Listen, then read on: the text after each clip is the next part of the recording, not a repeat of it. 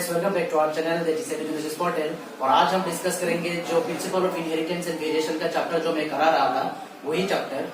तो आज हम पढ़ेंगे वही principle of inheritance and variation the chapter that we are discussing, that is principle of inheritance and its variation, and today's topic will be the incomplete dominance and complete dominance. Okay, so let me write here, today's topic will be incomplete dominance. Okay, incomplete dominance. तो first of all let us know about the incomplete dominance. Okay, के लिए हमें क्या करना पड़ेगा, तो फूल लेना पड़ेगा। अगर हम दो फूल लें तो एक हो जाएगा आपका, सपोज एक फ्लावर है, ओके, द ट्रेट, एक कैरेक्टर लेना पड़ेगा, द ट्रेट। तो ट्रेट हो गया, सोचिए एक फ्लावर का कलर, ओके, एक फ्लावर का colour, the trait will be the flower colour. Suppose what is the name of that particular flower, तो the name of the flower suppose Mirabilis jalapa, okay, Mirabilis jalapa, okay. और इसका और एक नाम है आपका 4 o'clock भी कहते हैं, 4 o'clock फ्लावर, ओके। और एक नाम है इसका गुलबंसी, ओके, गुलबंसी। सो इस फ्लावर में आपको इनकम्प्लीट डोमिनेंस दिख जाएगा। देखिए, मेंडल का जो पहला का जो लॉज है, वो लॉज के बारे में अगर हम बात करें, incomplete law of dominance, law of segregation, जो डोमिनेंट में जो मेंडल ने जो बताया था, ये जो इनकम्प्लीट डोमिनेंस में आपको वो सब नहीं मिलेगा। ये हम पे मेंडल ने पहले वाले लॉ में जो हमने पार्ट 1 पार्ट 2 में जो हमने डिस्कस ऑलरेडी कर चुके हैं। अगर वो जाना है तो आप आई बटन में क्लिक करके आप वो वीडियो दे सकते हैं, मेरे प्रीवियस वीडियो, जहाँ पे मैंने डोमिनेंस बहुत अच्छी तरह से समझाया, लॉ ऑफ सेग्रीगेशन और बाकी जो लॉज है मेंडल्स का, वो सब मैंने अच्छी तरह से समझाया, उसे आप जाके देखिए। तो वहां पे मेंडल ने जो जो लॉज जो बताया था और जो जो बात बताया था, in this here the topic that we will discuss today, in this particular topic, from this particular topic we will come to know that पहले जो मेंडल ने बताया था इसमें एप्लीकेबल नहीं होता है। मेंडल ने पहले जो बताया था कुछ लॉज, जैसे डोमिनेंस हो गया, डोमिनेंस ने जो बताया था लॉ ऑफ डोमिनेंस, और ब्लेंडिंग नहीं होता कैरेक्टर, ये सब बातें मेंडल ने जो बताया था वो हर प्लांट के लिए वो माना जाता। कुछ दूसरा ऐसा भी प्लांट्स है, there are some other plants also where we will see the Mendel the information that Mendel has given, और the means the inheritance of the genes will not follow the Mendelian principle. तो यहाँ पे Mendelian ने बताया था, ये इसका एक एक्सेप्शन है, इनकम्प्लीट डोमिनेंस देखने को मिलता है, और वही आज हम समझेंगे कि कैसे और क्यों, और एग्जाम्पल के साथ। तो एग्जाम्पल के लिए एक फ्लावर मैंने लिया है यहाँ पे, मिराबिलिस जलापा, गुलबंसी जिसे कहते हैं, या फिर 4 o'clock। तो देखिए, मेंडल के हिसाब से अगर मैं यहाँ पे ट्रेट, अगर मैं फ्लावर कलर लेता हूँ, तो सपोज एक फ्लावर है जिसका कलर है रेड, कोई भी एक कैरेक्टर जो है वो जीन देता है, और जीन में 2 एलईडी हो सकता है कि नहीं। तो यहाँ पे 2 एलईडी, ये 2 एलईडी के कारण ये कलर देगा आपका रेड। इन दोनों को मैं क्रॉस करूंगा किसके साथ, और एक फ्लावर है सपोज ये स्मॉलर, तो इसका कलर है आपका व्हाइट, ओके। स्मॉलर नहीं लेता मैं, डब्ल्यू, कैपिटल डब्ल्यू ले लेता हूँ, ठीक है। ये है व्हाइट, या फिर स्मॉल डब्ल्यू ले लेता हूँ, कुछ भी आप ले सकते हैं। तो मैंने स्मॉल डब्ल्यू ले लिया समझाने के लिए, ठीक है। तो ये हो गया व्हाइट। तो 2 प्लांट है, यहाँ पे एक का कलर हो गया रेड, एक का हो गया आपका व्हाइट, ठीक है। तो यहाँ पे हम क्रॉस करना पड़ेगा। तो पहले हमें, ये तो पेरेंट्स हो गए ना, ये पेरेंट्स हो गए, what is the character here और trait here, it is a flower colour. तो पेरेंट्स में एक रेड फ्लावर, एक व्हाइट फ्लावर। अभी हम इन दोनों को क्रॉस कर देंगे, ओके, हम इन दोनों को क्रॉस करेंगे। तो जब हम क्रॉस करेंगे तो इससे पहले हमें क्या निकालना पड़ता है, गैमेट्स। और किस तरह से निकलते हैं वो हमने ऑलरेडी डिस्कस कर चुके प्रीवियस वीडियो में, फिर भी मैं यहाँ पे जल्दी बता देता हूँ। इसका गैमेट्स क्या हो जाएगा, कैपिटल आर, और इसका गैमेट्स क्या हो जाएगा, स्मॉल आर, ठीक है। तो मैं यहाँ पे पनेट स्क्वायर से मैं आपको समझा देता हूँ। तो ये हो गया, इसका गैमेट्स हो गया कैपिटल आर, और इसका हो गया डब्ल्यू, स्मॉल डब्ल्यू, ओके। तो अभी हम जब क्रॉस करेंगे इन गैमेट्स का, तो डब्ल्यू आर क्या हो जाएगा, आर डब्ल्यू, और ये क्या हो जाएगा, ये भी आर डब्ल्यू, और ये आर डब्ल्यू, और इसका भी क्या होगा, आर डब्ल्यू, ठीक है। तो मेंडल में पहले वाले जो मैंने लॉस जो आपको डिस्कस किया था प्रीवियस पार्ट्स में, वहां पे आपको शायद याद रहेगा, आई थिंक आपको याद है, that in the F1 generation this is the gametes and these are the gametes and F1 progeny, है कि नहीं। गैमेट्स हो गया ये R और W, बट द प्रोजेनी कौन सा है, या फिर बेबीज हो गया ये सब, है कि नहीं।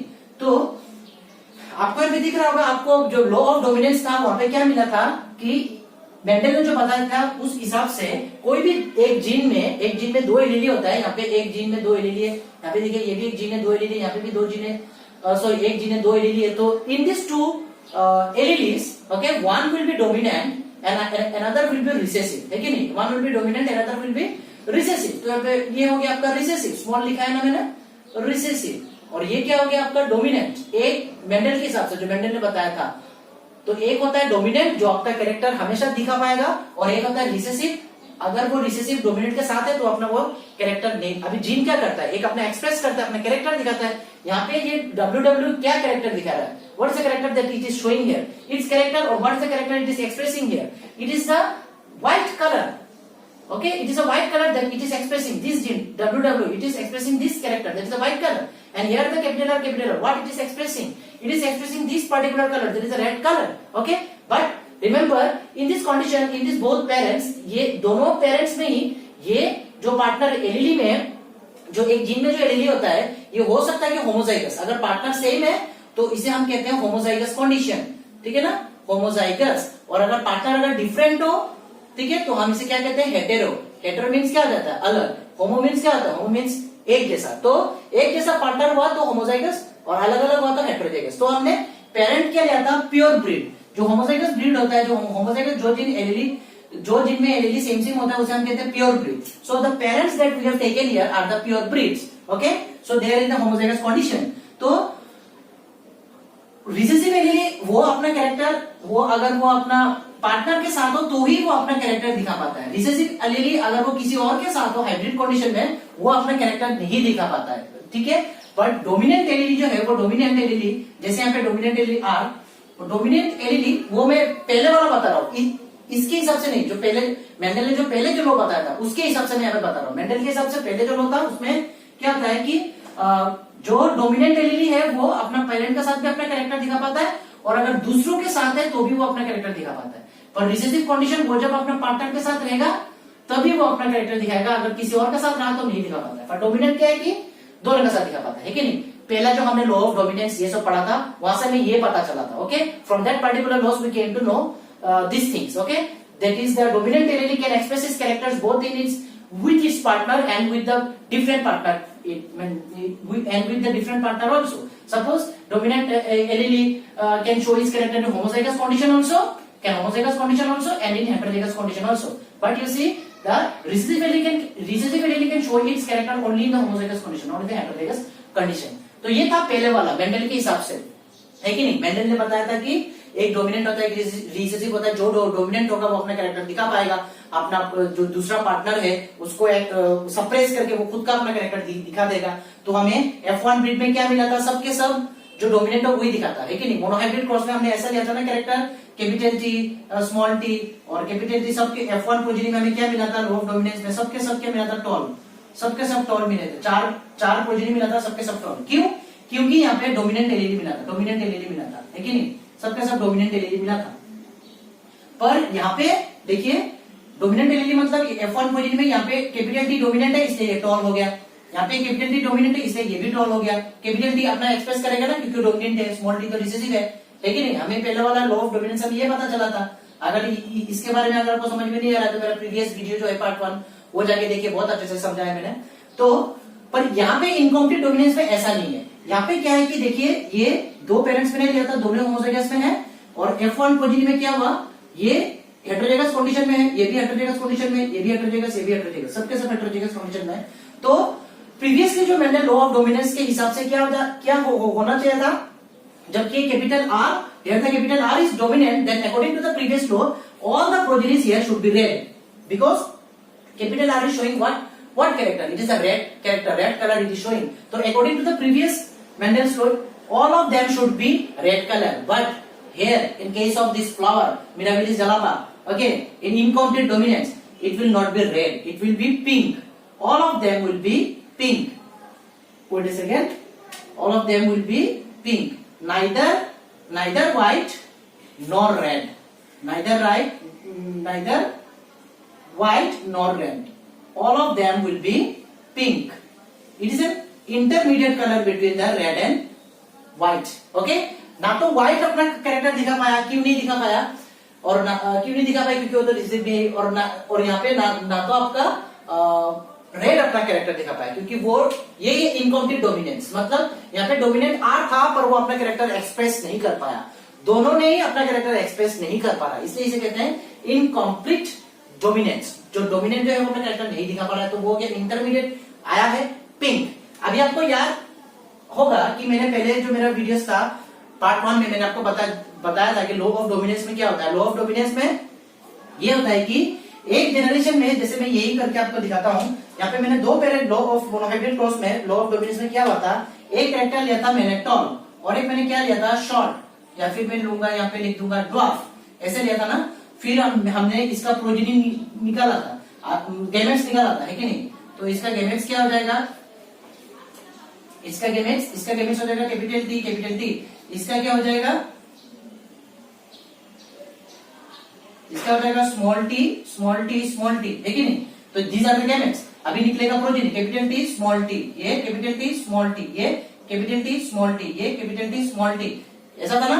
ये हो गया F1 प्रोजेनी। हमें F1 प्रोजेनी में लो ऑफ डोमिनेंस में ऐसा मिला था, सबके सब टॉल, यहाँ पे सबके सब क्या मिला था हमें, टॉल। क्यों, क्योंकि यहाँ पे कैपिटल टी डोमिनेंट है, इसलिए डोमिनेंट रिसेसिव को सप्रेस कर रहा है, रिसेसिव तो अपना एक्सप्रेस नहीं कर पाएगा, recessive will show it's character only when it will be with its partner, that is when it will be in the homozygous condition। but यहाँ पे कैपिटल टी डोमिनेंट है, इसलिए वो खुद का पैटर्न के खुद के पार्टनर के साथ का कैरेक्टर दिखाएगा ही, ओके। पर हेटेरोजाइगस कंडीशन में भी दिखाएगा। यहाँ पे capital T small T, heterozygous condition, heterozygous all of them in heterozygous condition, तो कैपिटल टी पे कोई इफेक्ट नहीं गिरेगा, क्योंकि वो डोमिनेंट है, तो अपना कैरेक्टर दिखा देगा। क्या है, टॉल। कैपिटल टी क्या दिखाता है, टॉल, तो वो अपना कैरेक्टर दिखा पाएगा। ये है लो ऑफ डोमिनेंस। पर यहाँ पे आपका पिंक आया इंटरमीडिएट, तो वही हो गया आपका इनकम्प्लीट डोमिनेंस। और एक बात है, मेंडल ने लो ऑफ डोमिनेंस में ये बताया था कि कोई भी जनरेशन में यहाँ पे देखिए F1 प्रोजेनी में सबके सब टॉल मिले, कितना मिला, 4। अभी इसी 4 में से अगर मैं 2 को पकड़ूं, कोई भी 2 को यहाँ पे उठा लेता हूँ, सोचिए ये प्रोजेनी 4 है, इसमें उठा लेता हूँ कैपिटल टी स्मॉल टी, इन दोनों का मैं क्रॉस कर देता हूँ। F1 प्रोजेनी जो निकला था उन दोनों के बीच में क्रॉस कर देता हूँ। तो अभी गैमेट्स क्या होगा, अभी देखिए गैमेट्स क्या होगा, इसका गैमेट क्या होगा, कैपिटल टी स्मॉल टी है, तो और इन दोनों का क्या होगा, capital T small T, okay. अब ये capital T small T, capital T small T, F2, ये तो हो गया F1 प्रोजेनी ना, यहां से मैंने लिया था ना, F1 प्रोजेनी से 2 बेबी लिया था, उनको क्या किया था मैंने, सेल्फिंग किया था। सेल्फिंग करने के बाद F2 progeny, these are F2 progeny means next generation, second generation. अभी सेकंड जनरेशन में मुझे क्या मिल गया, देखिए टॉल मिला एक, ये रहा टॉल, ओके, टॉल मिला एक, और ये कितना मिला, टॉल, ये भी टॉल एक, और ये टॉल एक, और ये स्मॉल मिल गया, स्मॉल। तो लो ऑफ डोमिनेंस में क्या होता है, F1 जनरेशन में स्मॉल कैरेक्टर दिखाई नहीं था, सबका सब टॉल। बट जब मैंने क्या किया कि इन दोनों बेबी का when I have crossed the F1 progenies, I have got the that character which is not visible at the F1 progeny, that is a dwarf। यहाँ पे एक क्या था, ये क्रॉस करने से पहले एक क्या था, एक आपका ड्वार्फ था ना, ड्वार्फ, ये ड्वार्फ कैरेक्टर तो मुझे F1 जनरेशन में दिखाई नहीं था, सबका सब टॉल। पर F2 प्रोजेनी में मुझे एक स्मॉल या फिर ड्वार्फ मिल गया, एक ये रहा, घूम के आया। तो लो ऑफ डोमिनेंस में मेंडल ने ये भी बात बताया था कि कोई भी कैरेक्टर हो सकता है कि वो एक जनरेशन में दिखाता नहीं हो, but in the next generation it will express his character, that means वो गायब नहीं हो जाता, it will not get damaged, it will not get destroyed by the dominant allele or by any factors, वो रहेगा और ये ब्लैंड मिक्सअप नहीं होगा। ऐसा नहीं है कि यहाँ पे सब टॉल आया तो ड्वार्फ यहाँ पे मिक्स होके टॉल दिया है, dwarf character it has been lost, ऐसा नहीं है, वो है नेक्स्ट जनरेशन में घूम के आया है। अभी मेंडल ने ये सब एक्सपेरिमेंट जो यहाँ पे जो किया है, इसे कहते हैं मोनोहाइब्रिड क्रॉस, क्योंकि मैंने अपने एक जीन लिया है, कौन सा प्लांट में किया था, पीसम सेटाइलम जिसका साइंटिफिक नेम है। तो इसमें क्या था, तो पी प्लांट करने के लिए ये बात मेंडल का सही है कि जो आपका कोई भी जीन का जो कैरेक्टर्स है वो मिक्सअप नहीं होता, फ्यूज्ड नहीं होता, ब्लेंडिंग नहीं होता, ये बात सही है। यहाँ पे तो पूरा अच्छी तरह से समझ में आ रहा है, फ्यूज नहीं हो रहा, इसलिए तो सेकंड जनरेशन में मिल गया। पर हमने जब ये वाला जब किया है, इसमें हमें क्या मिला, देखिए ब्लेंड हो गया, फ्यूज हो गया। तो मेंडल का जो बात जो है, इसमें हमें मेंडल का बात यहाँ पे लागू नहीं होता। मिराबिलिस जलापा प्लांट 4 o'clock जिसे कहते हैं, या फिर गुलबंसी जिसे कहते हैं इनकम्प्लीट डोमिनेंस। अभी हमें इनकम्प्लीट डोमिनेंस का हमें फेनोटाइपिक और जेनोटाइपिक रेशियो निकालना है कि नहीं। तो चलिए इनकम्प्लीट डोमिनेंस में हमने ये गैमेट्स निकाल के F1 प्रोजेनी में हमें सबके सब पिंक मिल गए।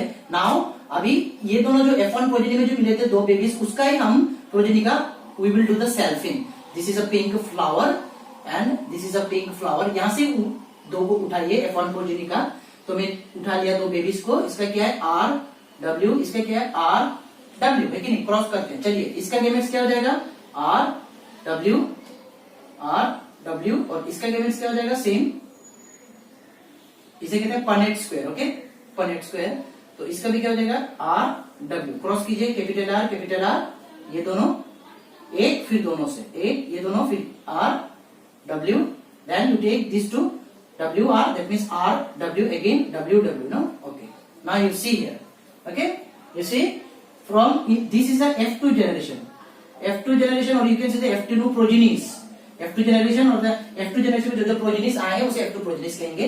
तो नंबर 1 ये वाला क्या हो जाएगा, ये तो पूरा पेरेंट्स के जैसा है ना, पेरेंट के जैसा, तो ये क्या हो जाएगा रेड, ये हो गया, हमें मिल गया रेड। ओके, तो हमें रेड कितना मिला, रेड या फिर पेरेंट, वो पेरेंट वाला कैरेक्टर है, कितना मिला 1। और ये क्या हो जाएगा, ये हो जाएगा और एक मिला आपको ये WW क्या है, WW व्हाइट। तो व्हाइट क्या था, पेरेंट के जैसा था ना, पेरेंट। तो मैं लिख देता हूँ ब्रैकेट में पेरेंट, व्हाइट पेरेंट, हमें कितना व्हाइट कितना मिला 1। ओके, ठीक है। और ये दोनों, ये क्या होगा RW पिंक, RW होगा पिंक, ये भी RW, ये क्या होगा पिंक। तो RW मीन्स हाइब्रिड या फिर न्यू, एक नया फेनोटाइप मिला, न्यू फेनोटाइप। फेनोटाइप मीन्स जो बाहर से जो कैरेक्टर दिखता है, जो हमें कलर जो दिख रहा है फ्लावर का, phenotype, new character. So in the hybrid how much we have get, we got two hybrids. So what is the genotypic ratio? It will be 1:2:1. Actually यहाँ पे मुझे लिखना चाहिए आपका हाइब्रिड, तो एक second, let me write here. So the hybrid और new phenotype, no, तो the new phenotype will be how much we have got 2, this 2 pink. Parent में क्या था, रेड और व्हाइट, पिंक तो था नहीं, तो ये न्यू हो, हमें न्यू मिला ना, तो न्यू हाइब्रिड 2 एंड व्हाइट जो पेरेंट का कैरेक्टर था, यहाँ पे लिख देता हूं मैं पेरेंट। तो वो कितना मिला भाई, वो मिल गया मुझे 1। तो फेनोटाइपिक रेशियो कलर जो बाहर से दिखता है वो क्या है 1:2:1, 1:2:1। ठीक है, तो आउट ऑफ द 100% हमें पेरेंट वाला कैरेक्टर जो रेड है वो कितना मिला 25%, और पेरेंट वाला कैरेक्टर जो व्हाइट है वो कितना मिला 25%, और हाइब्रिड कैरेक्टर कितना मिला 50%। तो 50 प्लस 25 कितना मिलता है 100%। ठीक है, और याद रखिएगा इनकम्प्लीट डोमिनेंस में जो फेनोटाइपिक रेशियो होता है, फेनोटाइपिक रेशियो इज 1:2:1, और जेनोटाइपिक जो रेशियो है वो कितना है, वो भी 1:2:1। कैसे देखिए, RR कितना है 1, RR जेनोटाइपिक रेशियो मींस किस जीन्स के लिए, किस एलील के जो हमें कैरेक्टर मिल रहा है। तो यहाँ पे RR कितना है 1, तो मैंने क्या लिखा 1। RW कितना है 2, न्यू कैरेक्टर, ये हो गया 2, 1:2। ओके, और WW वो कितना मिला, ये तो पेरेंट वाला कैरेक्टर कितना मिला 1, तो 1:2:1। याद रखिएगा इनकम्प्लीट डोमिनेंस में the phenotypic ratio in incomplete dominance, the phenotypic ratio and genotypic ratio will be same, that is 1:2:1.